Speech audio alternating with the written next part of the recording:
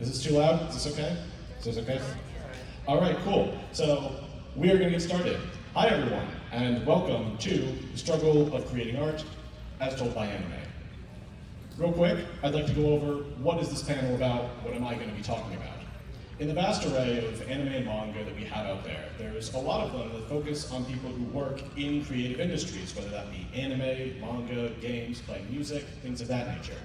And these stories have a lot of powerful themes and messages in regards to how the creative process works and how we are affected by it and how we can affect it. And the goal of this panel is to share some of those moments with you in the hopes that you may take some inspiration from it. However, if you're not involved in the creative industry, I hope that instead you'll take away this with a greater appreciation for the work and effort that goes into bringing your favorite series to life, because it's likely that every creator you know has gone through something similar to the characters that I'll be going over here. Also, to make some of these points and address some of these things, I have to get into a bit of spoiler territory for these series, but I feel it's not really fair to spring spoilers on you out of the blue. So really quick, this is a list of every show that I will be talking about. We got New Game about game design, Keep Your Hands Off Eizouken and Shirobako about animation, Bakuman about making manga, Showa Genroku Rakugo Shinju about theater, and Given and Murali in April about music. For all of these shows, some of them are complete adaptations, so I'll basically be talking about anything in them, while for others, I'll be talking specifically about their anime adaptations, and for others, instead, talking about some parts from the manga that the anime did not adapt. Also, with a lot of these series, if you're already familiar with some of these, you're probably noticing that some of them do already have some overlap in terms of plot, content, and themes. So I'll mainly be focusing on what makes each of these series distinct. And with that, I'll start with visual series. And the first show that I want to talk about is New Game, about game development. New Game follows a young, fresh out of high school artist, Alba Suzukaze, who joins a local video game studio with a dream of becoming a character designer. As the series progresses, Alba learns what it's like to be in the working world, what is expected of her, and how to take her art that much higher. What I appreciate about the series is that as it progresses, characters from different departments like programming and planning become involved in the plotline and open up the viewer to a wider understanding of everything that goes into game design. What's also, I think, very important to note about the series that I've really respected for it is how it eventually evolves in terms of tone. It starts in a very safe area of a slice of life comedy series that is just set in the workplace. But over time, it involves a lot more drama and has a greater focus on character development and character arcs as opposed to just one-off jokes.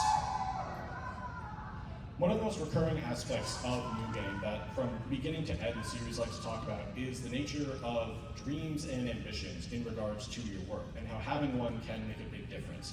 Many of the employees at Eagle Jump, alongside Alba, have these very driven personalities, things that they want to accomplish as people in the gaming industry, such as moving on to directing or being able to become a lead programmer and handle larger projects. And Alba is no exception to this. We see on multiple occasions that her drive inspires not only her peers, but even some of her mentors to improve upon their craft and not fall behind in comparison. By contrast, there are a few characters in the series that don't have that level of dreams and ambitions, and they're often relegated to more supporting roles and not given the same level of screen time. But there's actually one instance of a character who gets more development simply by result of having a dream, Alba's childhood friend Nene. It's established in a prequel series that Nene is a competent person, but she's not necessarily that ambitious. She doesn't have something she wants to do with her life. But on a whim, she gets a debugging internship at Alba's company, where she's exposed to game design and ends up turning to programming afterwards, and eventually gets hired in the company as a full-time programmer and becoming an integral part of the series. And this really speaks to sort of the power of where simply taking an interest in something and then having something you want to accomplish in that area being able to take you that much further. The other area of New Game that comes up specifically in the later parts of the series is this recurring theme of being able to take pride in the things you create, and specifically being the first person to take pride in them, because if you can't, it's debatable whether or not anyone else will. And we see this expressed in a variety of ways with a variety of characters, one of which is Hajime, who initially in the series is a member of the animation team, but desperately wants to land a directing position, and is eventually given the opportunity to do just that. But once she gets in the director's chair, she sees that there are a lot of decisions she has to make about what to or to not incorporate into the game. So when she takes feedback from a lot of different employees, she thinks, what if I could try to include it all? but a veteran director, Hazuki, who's advising her on the game, tells her, "Do you believe a director can get by without upsetting anyone?" And later, a fellow member of the planning team tells her, "You're responsible for this project. You should do what you think is best." And that ends up being the push for Hajime to make the sometimes difficult calls on things to add to the game that may add to the workload of certain departments, but are crucial for the game to be the best it can be. We also see this with a member of the programming team, Naru, who spends pretty much the bulk of the series when she's introduced in a bit of a conflict with her family over choosing programming over choosing to help out the family business. And it isn't until the end of the series, really, when she is taking some time to help her family, that her mother sees the passion and pride that she puts into her work and helps ease her doubts and ultimately stick with programming. Both of these cases, I think, speak to an idea that we can tend to get stuck in our heads a bit about what the right call to make on a piece of work or just work in general is. Being able to make that decision, even if it may not necessarily be the 100% correct one, can really just help you then figure out what is best for your piece of work along the way. The other aspect of taking pride in what you create comes in with the members of the graphics team, all of whom specialize in illustration, and at one point or another in the series end up in a bit of an inferiority complex episode, comparing themselves to their peers. There are two major examples of this that I want to go over, one of which is Momo, who is something of a rival to Alba over the course of the series, and at one point actually seeks out one of Alba's friends, Hotaru, who is this incredibly skilled artist, and Momo is really taken aback by her work, immediately comparing herself negatively by comparison. Later on in the series, both Alba and Momo compete alongside Yoon, one of their co-workers, for the character design position of an upcoming game. And while Yoon's work is praised somewhat, she sees that there's a massive gap in talent compared to her co-workers, lamenting that it frustrates her that it seems like they're not even looking at her. And in both of these instances, it is the people who recognize their ability that help boost their confidence. In the case of Hotaru, despite being paid such a compliment, she immediately tells Momo, "Don't dismiss your work as inferior, be kinder to it." And this ends up being the start of a friendship between the two of them that helps Momo understand what she wants to do with her art. In the case of Yoon, it is Hajime who helps her. It's not super clear from the manga page, but she is actually hoisting herself over the door of a bathroom stall where Yoon has been crying in order to tell her something very simple, but I think very impactful. "I see you," sort of showing her that her work is deserving of validation in some way that she really wasn't seeing. And that's the big takeaway from both of these points about taking pride in your work. It can be very easy to compare yourself to others and not feel like your work has any merit, again, developing an inferiority complex or falling into imposter syndrome. And so it's important to not let yourself slip into that. There is going to be someone out there who thinks that your work is good, and it's important to never forget that. Moving away from art to now animation is the show Keep Your Hands Off Eizouken, which follows a trio of high schoolers who form an anime production club with the intent of bringing some of their long-had ideas to life, as well as make some money along the way. Fun fact though, the Eizouken in the title doesn't really translate to anime club or anime production club. It translates to motion picture studies club, which is what they have to call it in order to differentiate from the club that they already have at the school. And this ends up being one of many hurdles they have to deal with over the course of the series. The keep your hands off portion of the title mainly refers to the multiple times that the school and the student council try to undermine their progress and their ability to actually put their works out there. The other hurdle they face is their own inability to stick to schedules. The club's producer, Kanamori, seen here on the far left, frequently fights an uphill battle to make sure that deadlines are being met, both within the club with its actual members, as well as with the clubs they outsource things like music and background art to.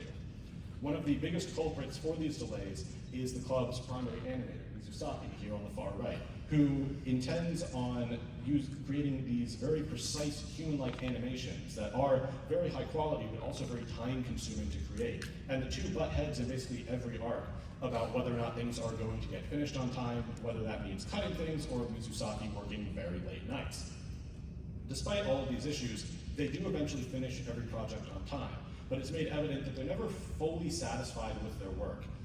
At the end of the first two arcs, after they've just wowed audiences with their final performance, with their final work being shown, they actually have some conversations amongst themselves about things they weren't satisfied with and things they want to do better on next time. During the first arc, the club's director, Asaksa, seen here in the middle, even says, I'd say it's less about finishing or completing the project, and more the outcome of passion crashing against compromise and resignation. And I think for anyone out there who works in any sort of industry where scheduled content is the norm, this kind of hits close to home. It can be tempting to want to push yourselves, create more interesting things within your workspace. But if you have to have something done by the end of the week or the end of the month, it makes it that much harder to realize it in the first place. The other aspect of Eizouken that comes up on a few occasions that again feels very relatable to today is what I refer to as the burden of marketing, particularly on social media. Kanamori embraces social media very quickly for the club, using it as a promotional tool. And she mentions that just because they're creating these quality animations, that doesn't mean anyone's going to actually see them if they don't know about it, comparing it to a relative who went through a similar experience when they had to close down a convenience store. No one's going to come to a store that no one knows about. And where this is close to home is that if we are trying to promote our works on social media, whether that be art on Twitter, videos on Instagram or TikTok or YouTube, you have to make sure that people are actually seeing it, even if that means trying to be favored by the algorithm or stick to things that are popular in the moment. It's a bit of a rat race of some sorts, because it's likely that a lot of work out there is inherently good, but people just aren't seeing it because it's not being shown to the right groups with the right marketing. Moving on then from more low-scale work to large-scale work is Bakuman. Now, a lot of the series I'm talking about are adapted from manga, but Bakuman, of them, is actually about making manga in the first place. It follows a pair of initially middle schoolers, Mashiro and Takagi, who act as illustrator and writer respectively, who join forces to create manga with the intention of getting it serialized in the very famous and popular Weekly Shonen Jump. Along the way, with their journey to both get serialized and then maintain serialization, they become acquainted with a lot of other authors who make up the supporting cast, each of whom have different views on what makes manga good and their own aspirations for success with the magazine. What's particularly, I think, funny about this series is that it comes to us from the same author-illustrator duo that gave us Death Note. And even though these two series have wildly different subject matter, you can see some of the similarities. You have writing, where characters can often be overly dramatic or very calculating in how they choose to do things. And the art style can, despite a pretty lighthearted series at times, get to that very dark place that Death Note gets as well. So even if you're not that interested in manga, if you like Death Note, I do encourage you to check this one out. The most recurring aspect of Bakuman is this idea of authors being in a struggle of how they're creating their work and whether or not they should focus on things that they like and the things they're good at versus the things that audiences will like and that will help drive numbers. And we see this expressed in a variety of different ways. At the beginning of the series, an editor mentions to Mashiro and Takagi that every author basically falls into one of two camps, one of which is the genius camp, those who write whatever they want and it just happens to work for one reason or another. The most vivid example of this is Eiji Nizuma, who is a very eccentric individual and is at times very difficult to work with, but there's this understanding between himself, the magazine, and the audience that he can basically write whatever he wants and it's going to be gold. So they give him the freedom to just kind of do whatever he wants. On the flip side, the other type is the calculating type, those who specifically look for trends or popular things going on in order to make their series work that much better. The most, I would say, vilified example of this is Toru Nanamine, who has the money and resources to literally build these small communities under him who act as a focus group to determine what the best thing to include in his manga is. And it does work to a certain degree. His series start very promising, but it's also evident that they lack any kind of soul, and that ends up being to his detriment later on. Mashiro and Takagi face a little bit of this struggle themselves over the series. It's made evident very early on that they are good at creating manga, but a lot of their subject matter has a more cult appeal. It's not the kind of thing that would be in like the top 5 of the magazine. So their journey is to try to mix those two aspects, to never lose sight of their cult appeal identity, while also trying to create something that can have the kind of mainstream appeal that anyone would be checking out. One major factor in all of this for all of these authors is their relationship with their editor. While both author and editor are on the same wavelength of wanting a series to succeed, the editor has less of a willingness to stick to certain ideas. They are much more likely to nudge authors in certain directions on what to do with story or characters. And we see a few times in the series that this causes the two parties to effectively butt heads with sometimes borderline disastrous results. All of this speaks to the idea that sometimes, it basically speaks to the idea of like the one for you, one for them. It can be tempting to work on the things you like, the things that you want to see. But sometimes you have to face the realization that it may not be that popular, that maybe people may not want to see it that much. And you have to understand how much you may be willing to give just in order to make sure it does okay. One aspect of Bakuman that I was surprised at seeing when I was rereading it for research for this panel is that despite all of these authors effectively competing against each other in the magazine, they actually have quite a bit of solidarity and camaraderie between each other. Nizuma acts as a rival to Mashiro Takagi for the entire series, and he's consistently more popular than them. But despite that, he has a massive amount of respect for them. He's a huge fan of theirs, and he's always looking forward to what they put out next. We see similar vibes to this with some of the other authors in the series. And one such instance of this is with the group known as Team Fukuda, named after the guy in the white hat there, which is a group of authors who all get serialized right around the same time, and they occasionally meet to help and advise each other on their work, as well as discuss the current climate of the industry. There's a moment in the series where Mashiro and Takagi are placed on a hiatus with some fairly unfair conditions. And when the other authors hear about that, they think it's unfair as well. And so they all meet with their editors and basically give them an ultimatum. Either the terms of the hiatus are addressed, or we're all going to put our own series on a hiatus as well as a boycott. And when I was rereading that, the first thing my mind jumped to was that this is the manga author equivalent of the 2023 writer's strike. Granted, it's entirely different stakes and circumstances, an entire industry versus like 5 or 6 authors. But the intent is still the same. We have these creators working for an industry that is effectively treating them unfairly, not having their needs met. And so in retaliation, they choose to withhold their labor. And just like in the writer's strike, where we had a bunch of stuff that wasn't being worked on, in this case, it has a very similar effect, where because all of these writers immediately go on hiatus, the magazine has a ton of series that aren't being shown, causing a massive problem for the editing department, and ultimately leading to the hiatus being addressed.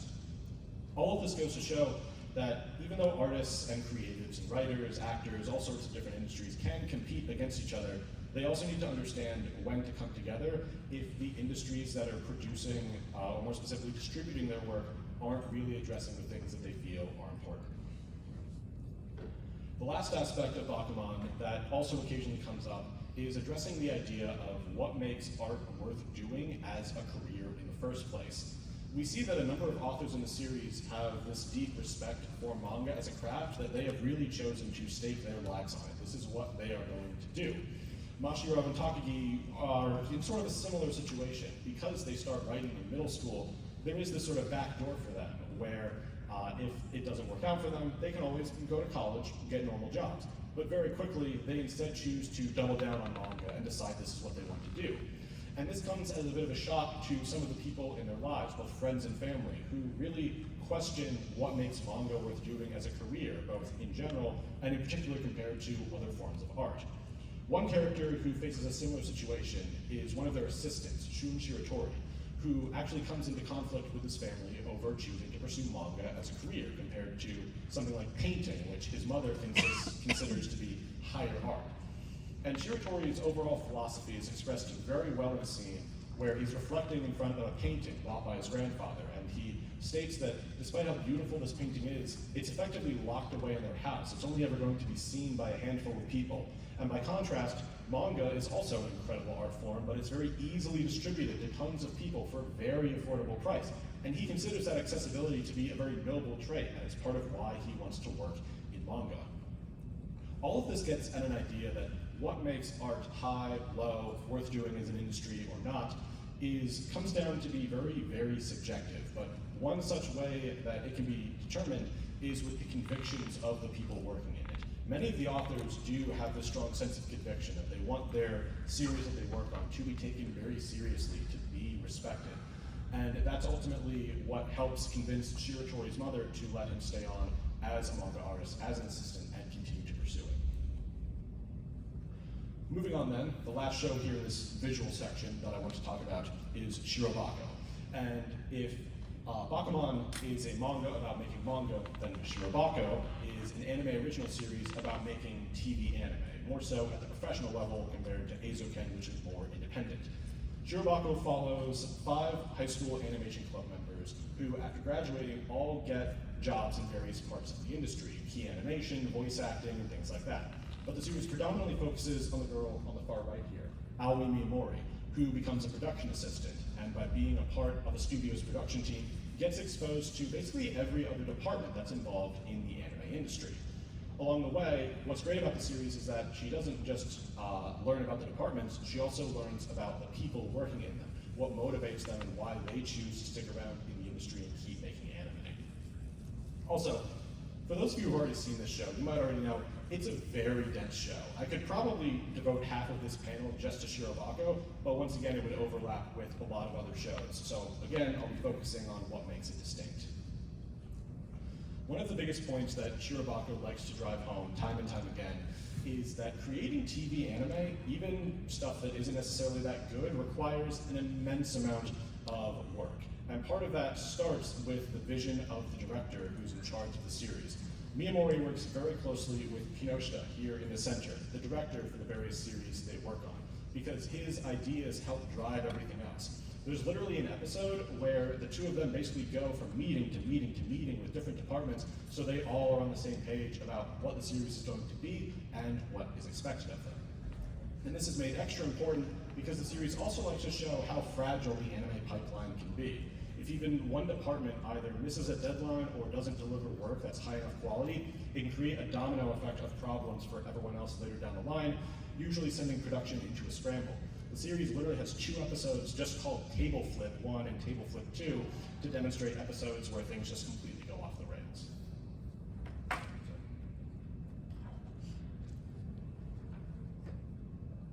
It's important to stay hydrated. All of this goes to show that if you are working in film or any other industry that involves a massive number of people all working together in different areas, communication is vital, as well as an understanding that everyone is on the same page about what is being expected of them. Because if you don't have that, things can fall apart very, very easily.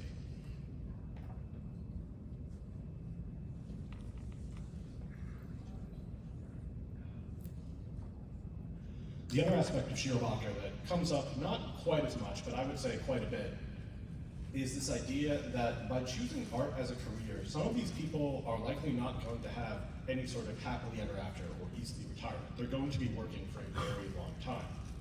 We see some of these older people who work in the industry have been in it for decades, sometimes on a bit of a whim, just moving from one job to another based on what interests them. And even if they didn't intend to, they've built up this large body of work, a legacy that has influenced other animators of today. Miyamori ultimately sees that the good anime of the past has helped influence the good anime of today. And in a toast given in the series finale, she aspires to continue carrying that torch to help create good anime in the future.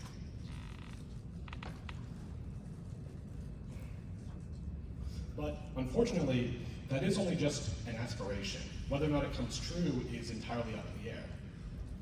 In the Shirobako movie, the series opens with sort of a recap origin story of the TV series. And it ends with one character saying, and they all live happily ever after, right? Only for the other to say, anyway, this story takes place 4 years later. And we immediately see that a lot of these characters have struggled to maintain success in the industry. But with the movie, they are actually brought back together to coincidentally work on a movie. And they end up instilling it with a lot of themes that reflect how they're feeling and this drive to persevere against the very harsh nature and sometimes unforgiving nature of the industry. And I think this is a very important point to make. Art as a career can be unforgiving and harsh. Trends and things that are popular don't last forever. We constantly have to adapt. But having that willingness and that perseverance to keep going on is what will eventually lead to success again. We have a lot of voice actors here at this con this weekend, and if you've talked to any of them or may talk to other voice actors in the future, they probably all have a story about a time they were really down on their luck, but they kept working at it, and now they're still here hanging out with us. So with that, I'd like to transition to performance series. These series are less about sort of people creating things to be viewed by others and more about how the way they're performing reflects who they are and how audiences perceive them. And the first show that I want to talk about in this subcategory is Showa Genroku Rakugo Shinju. Now, of the shows I'm talking about here, they're all on a bit of a spectrum of shows that you've likely probably already seen to shows that you may not have even heard about. So, very quick, for my own personal curiosity, show of hands, who here already knows about this show? All right, cool, very cool. I once did this panel, no one raised their hand, it was a little sad. So, but I'll throw the rest of you a bone. For those of you that have not heard of this show, you might be thinking, that title is really long and really Japanese. What does it even mean? So let's go over that real quick. Showa Genroku actually has two separate definitions. Because the series doesn't have it has a localization, it has a translation, but it's not one that really seems to be trying to adapt the title into English. So I found two such definitions online. One of which makes it referred to as flourishing Showa, which basically refers to post-World War II Japan when there were a lot of cultural changes as well as economic growth. This is fitting since part of the story does take place during this time period. However, the Genroku portion of the title has a potential second meaning, since Genroku was an era in Japan's Edo period, with Edo being when Rakugo as an art form first showed up. So the Genroku effectively pays homage to the golden age of Rakugo's origins. But what is Rakugo itself? Rakugo translates roughly to story with a fall, and in this case, fall means punchline. It's a performance art in which one person from a kneeling position acts out an entire story with multiple characters, only really making use of their upper body and their face, as well as very few props in order to tell these stories. It's a very disciplined art form because you have to do a lot with very little. And Shinju refers to a double suicide. Now, there's actually a bit of ambiguity here. Does that refer to two people, or perhaps a person and a thing, such as Rakugo? I'll leave that a mystery. So, armed with this knowledge, let's get into what the series is actually about. Rakugo Shinju follows a famous Rakugo performer, Yakumo Yurakte, seen here in the center, who, at a very late stage in his life, somewhat reluctantly takes on an apprentice, Yotaro, a former criminal, seen here on the bottom right. However, shortly after the series begins, it actually goes into an extended flashback, focusing on Yakumo during the Showa Genroku period, following his rise to the Rakugo world, as well as the circumstances behind the passing of his late contemporary, Tsukeroku. Moving back to the present, the series now focuses on the fact that Rakugo is potentially on the verge of death as an art form, and we see how that affects Yakumo and Yotaro, both as storytellers as well as how it intertwines with some of their own personal conflicts. One of the most recurring aspects of Rakugo Shinju is how it shows the diversity of storytellers and how they handle their stories and characters. We see this expressed with the main storytellers in the series, with their styles described by Higuchi, a writer who's also a massive Rakugo fan. Yakumo, who we see both from his youth and then in even his old life, is shown initially to struggle with Rakugo. He doesn't have a very clear understanding of why he wants to be performing in the first place. But once he overcomes this weakness, he ultimately forms a style that's based on refinement.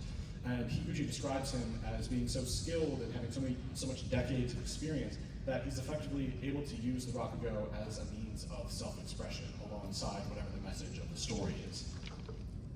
This is in contrast to his contemporary peer, Tsukeroku, who is shown to be far less formal in his approach, but he makes up for that with a lot of energy and a lot of charisma and natural talent.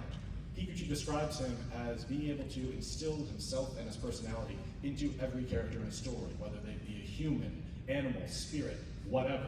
When people come to see his Rakugo, they're not just coming to see any Rakugo, they're coming to see his take on the characters and stories. And both of these contrast with Yotaro, who has a very different journey when it comes to Rakugo. Because he started so late in his life, he had to pick things up very fast, which fortunately he does, thanks to having a good ear, as well as having a very deep appreciation for the stories and characters. Higuchi describes him as being a vessel for pure Rakugo, that when he performs, he does not instill any of his own ego into the characters. He effectively fades into the background and lets all of it speak for itself. All of this gets at an idea that when it comes to acting, stage, and things of that nature, there's no one perfect, ideal way to approach a character. There are a variety of ways to do it because there's a variety of different audience members and audience types out there that will resonate with things on a certain level.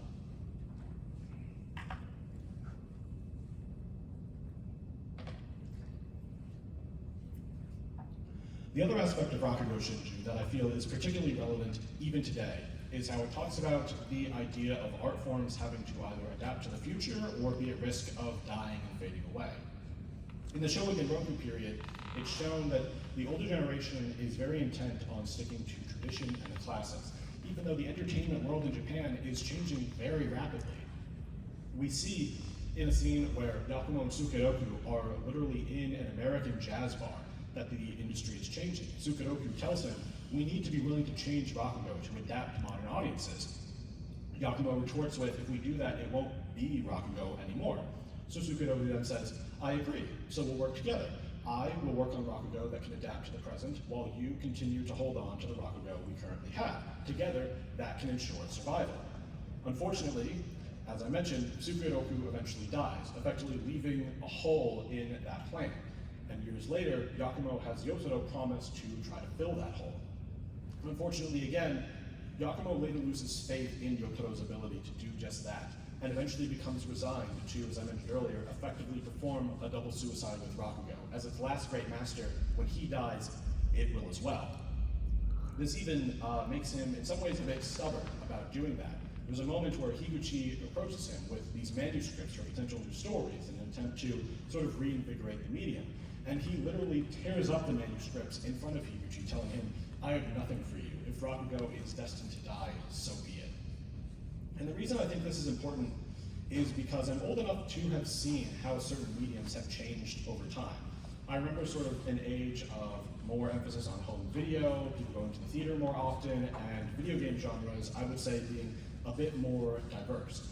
However, since then, in the years that happened, industries like video games and film have changed due to things like streaming or even things like microtransactions. The sort of format of these mediums has changed to adapt to modern audiences, and while I think some of it has been good, some of it has definitely not been. And it speaks to a very important idea that we shouldn't be unwilling to accept change when it comes to art forms, but we also have to remember to never forget what made them good in the first place, because if we forget that, we'll potentially forget to just make sure they stay good. Moving away from acting now to music, the next show that I want to talk about is Given. Now, Given is a boys' love series. I am not an expert on boys' love, so I can't really speak to any of that on whether it's good in that genre or not, but it does talk about music, and that's what I'm here to talk about with it. Given follows a high schooler, Mafuyu Sato, who comes into possession of a guitar, and shortly thereafter meets another musically inclined classmate, Ritsuka, who eventually invites him to join his band. Part of Mafuyu's journey is that as he continues to perform with that band, he begins to come to terms with his own relationships, both past and present, and how he feels about them. And that's one of the biggest aspects of the series. It's shown that Mafuyu has difficulty expressing himself due to a past of abuse and trauma.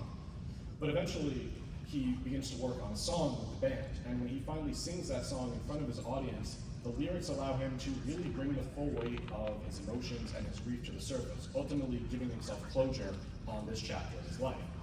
Mafuyu later realizes that this is a bit of a talent he has to sort of add emotion to his lyrics, and he eventually decides to write another song during the first movie of the series in order to help a bandmate who's going through relationship troubles of his own. And Mafuyu is not the only one who acts like this. We see a few other characters in the series who become very passionate when they're performing music that ultimately seems a bit of a contrast to the more low-energy attitudes of their day-to-day life. All of this speaks to the idea of how music, as well as art in general, gives us the ability to express ourselves in ways that words and conversations sometimes really aren't capable of. We probably all have one or two songs out there that really speak to us on a deeper level. And I think it's important to remember that those songs were all written by someone who was likely in a very similar emotional state. And I think that's something just worth remembering in general. The last show then that I want to talk about is Your Lie in April, which is in a similar vein to Given about music and emotional states, but approaches it in a slightly different way. Your Lie in April follows a former piano prodigy, Kosei Arima, who who at the start of the series has distanced himself from the world of piano and music, but finds himself drawn back into it by Kaori Mizuno, a very lively and unconventional violinist. Kosei's journey is to get back to where he was as a pianist, but part of that involves coming to terms and overcoming his own personal trauma, reconciling the feelings he has towards both music as well as towards his late mother and teacher.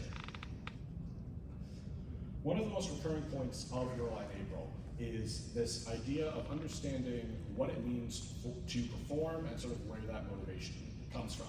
For Kosei, this concept was ultimately foreign to him, as he was taught by his mother to effectively be a vessel for the music school and not deviate from it or add any extra feeling to it. Over time, their relationship actually deteriorates, and after her passing, he is haunted by a vision of her who continues to taunt him for rejecting her and, to a certain degree, rejecting her teachings, and this ultimately affects his ability to play and causes him to leave the music scene. But then Kaori comes into his life, and she has a very different outlook on music. She believes that giving these unforgettable performances for audiences is quite literally her reason for existing. She sees musicians as these people who are made to survive through hardship and overcome their fears by having the confidence to keep getting up on stage again and again. And she imparts this idea to Kosei that music shouldn't be about blindly following the page, but instead about being able to find yourself in the score and figure out what it can say about you. And I think the big takeaway from this specifically is that we should never forget why we chose to get into an art form in the first place, whether it be music or any of the other types of mediums that I've mentioned so far. As long as you can remember what you are here to do, what you want to accomplish, and never doubt that, it can take you that much farther in terms of being able to express yourself via that medium.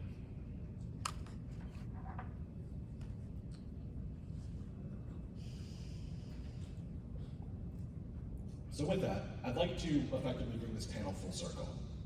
When I started, this panel is called The Struggle of Creating Art. So I feel it's only fair to ask and answer the question, how do you overcome that struggle? I think there are a variety of answers you can give to this question, but from the shows I've talked about, I think there are two big takeaways that we can learn. When it comes to visual art, it's important to create something that you can find great value in and that hopefully others will as well. In the case of New Game, the characters didn't necessarily value their own work, and that is part of what held them back. Once they overcome that, they're able to do that much more. In the case of Eizouken and Shirobako, they have a vision and an understanding of what they want to create, and they see value in that. But the struggle then becomes being able to bring it to fruition, sometimes with a lot of people working with them. And in the case of Bakuman, once again, these authors already have value in their ideas, but they have to work with editors and a magazine to make sure that those ideas can actually be sent out into the public and may potentially be changed along the way. In the case of performing art, it's important to give a performance that fully expresses who you are. In the case of Rakugo Shinju, we see all of these different performers approaching these stories and characters in a variety of different ways, and we see that one is not necessarily superior to the other. They all choose to approach it in different ways, and audiences resonate to that accordingly. And in the case of Given in Your Lie in April, we see how musicians are able to express themselves and show, this is who I am, either through the lyrics of songs or simply through playing musical instruments. But, as I mentioned, there are a variety of answers you can give to this question. And I would encourage you all to check out the series I've talked about in order to potentially read, watch them, and potentially find some answers yourself. I'm not sure if all the praise I've given these shows has made it evident, but some of these are just some of my favorite shows, period. And even the ones that aren't, I still highly recommend. They are all, at the very least, very, very good. I'll just leave that up for a few more seconds in case anyone wants a picture of it. All right. Oh, one more. And with that, I first and foremost would like to thank you all for coming. I am used to giving panels for smaller con rooms of like 20 or so people. So the fact that all of you are out here to really spend probably the last hour or so of Otakon with me talking about these shows means quite a lot. I don't really have a brand or like a major online presence, but if you're interested in when I may be doing a panel in the future or just my random thoughts on things in pop culture, you can follow me on Twitter at @the_MLead.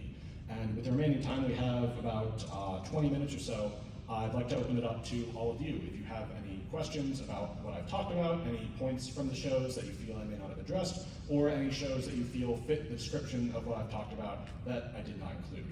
The floor is yours. Yes. Yes. What do you think about the themes of overwork in Bakuman? Because like part of the reason why they got together is because Otakon got hospitalized, right? Yes. Overwork, that did, I think, oddly enough, that did not come, well, that came into play for a few of the shows. I think it is worth addressing, but I think one thing I noticed with something like Shirobako, and New Game to a certain degree, part of what leads to overwork can be poor management. So I think in some cases, simply having a well thought together schedule as well as reasonable expectations of the staff can help sort of avoid overwork entirely. Yes, in the back. Kind of related to that, since Shirobako did talk a little bit about overwork, have you come across any anime or manga that focus more directly on the crunch problem in anime production or the crunch problem in manga production? I don't think so. These series are definitely the most prominent. Like, there were a few other shows that I considered including, but I felt I couldn't really mine them for as many thematic moments. I would say definitely the shows I talked about here address crunch at least more than others I've seen. Yes, over there. A couple of shows you didn't mention, one of them is Blue Period. Blue Period, that is, I had been meaning to include that in the panel, but I was not sure if I would be able to get all the research done in time. For each of these shows, I want to give them their weight. I think there's one more con I'm scheduled to do this panel at. If anyone's going to Colossal Con East in the Poconos in about a month, I'll be doing it there. If I find the time and I feel it has enough, I can probably include it in this panel. Because I know there's a lot that it has to say. The other one that I was thinking Girlish Number, I have seen that. That does, it focuses, so Girlish Number focuses on the voice acting industry. That, I think, I could it definitely has a little bit to say. Personally, I just don't like the main character, so I probably wouldn't be as naturally inclined to pursue that, since I feel that some of her problems in that show are just her own problems. Yes, you're in front. I don't know if you've seen or read this manga, but Blue Giant, I feel like, is one of those that fits these themes. That's about jazz, right? Yeah. It's, that one is also it's on my list to yeah. eventually include. It's one of my personal favorites because, you know, a lot of just people in general who want to get into music kind of have that struggle of, I don't know how to play anything. Where do I start? How do I progress? And I can really, you know, dig deep. And as someone who plays multiple instruments and attempts to go through that process, sitting down and being able to read someone go through that progression, even if they have that, you know, anime drive that, you know, I don't, it's very inspiring, you know, and relatable. Thank you for that. Yeah. Yes. Yeah, I just thought of one that I watched back in my childhood. It's called Kaleidostar, and it's about gymnastics, like a Cirque du Soleil kind of environment. And well, the protagonist is, I don't know, maybe this is like kind of like a typical storyline, but she doesn't really know any gymnastics, and it's like following her journey as she becomes like a top star in a very hostile environment. And it's like very cutthroat and competitive, but eventually she finds friends and turns people that are kind of like rivals and not very nice to her into allies. How do you spell that? I've not heard of that show. Star, Kaleido star. All right, thank you. Anyone else? Yes. I was just wondering, is there a series that focuses on photography at all? Photography. I feel like two things immediately come to mind. One is Tadaku Never Falls in Love, which is a show. Okay, cool. Someone said that. Which is a show that I heard. Like, I've seen the opening for it. I've seen like 1 or 2 episodes. I know that there's like a photography club in it, so I'm aware of that. But I know it's heavily based on romance, so I'm not sure how much of it I have to say. The other one that immediately comes to mind that I considered including in this is My Dress Up Darling, which more on cosplay, but also a photography aspect of that as well. Yeah, I actually had a thought of that one too, but I'm like, some of that kind of, I feel, pushes like problematic things, but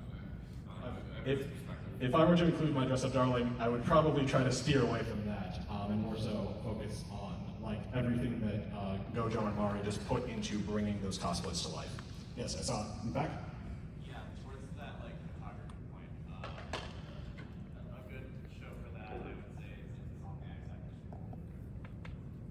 I think I may have heard that. It said Insomniacs After School? I could look into that as well, thank you.